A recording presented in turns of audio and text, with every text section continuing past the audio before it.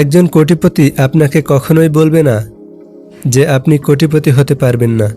একজন বিজনেসম্যান কখনোই আপনাকে বলবে না যে আপনি বড় বিজনেসম্যান হতে পারবেন না, কারণ তারা নিজেই নিজের প্রতি আদম্য বিশ্বাস ও কঠোর পরিশ্রমের মাধ্যমে আজ সফল হয়েছে।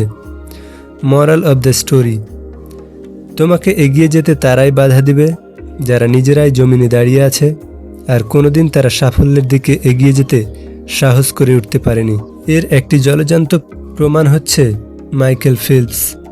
তাহলে শোনো, মাইকেল ফেলপস 2008 সালে বেজিং অলিম্পিকে 32 বছরের পুরনো রেকর্ড ভেঙেছিল মার্চ ফিন্স এর। মার্চ ফিন্স এক অলিম্পিকে 7টা গোল্ড মেডেল জিতেছিল, আর মাইকেল ফেলপস এক অলিম্পিকে 8টা গোল্ড মেডেল জিতেছিল।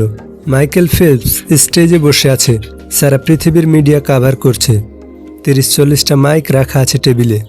এর মধ্যে একজন মহিলা সাংবাদিক তাকে একটি প্রশ্ন করে উঠল, today most B your lucky day Michael Phelps, অর্থাৎ আজকে আপনার বড় লাকি দিন যে আপনি 32 বছরের পুরনো রেকর্ড ভেঙেছেন।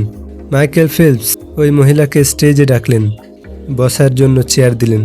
মহিলা খুশি যে এত বড় লোক তাকে সম্মান করছে, বসতে দিচ্ছে।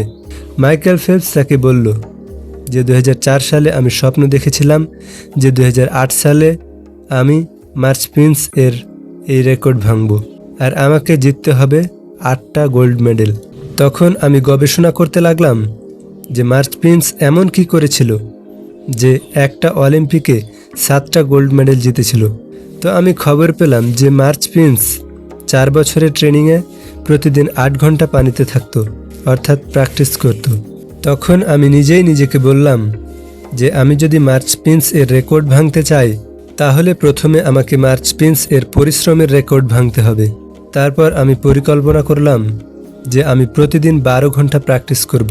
মাইকেল ফেলপস সাংবাদিককে বলেছিল যে ম্যাম, আমি প্রতিদিন 12 ঘন্টা পানিতে থাকতাম আর দিনে 15 কিলোমিটার সাঁতার কাটতাম।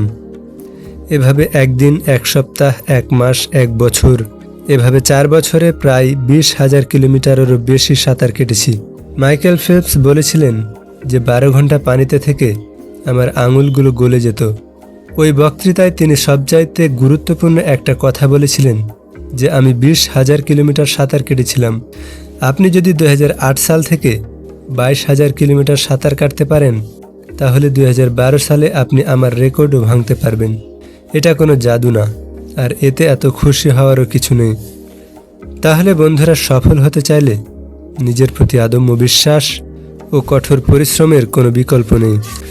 এরকম প্রেরণামূলক ভিডিও পেতে ভিডিওটিতে একটি লাইক দিয়ে চ্যানেলটি সাবস্ক্রাইব করে রাখবেন। ধন্যবাদ।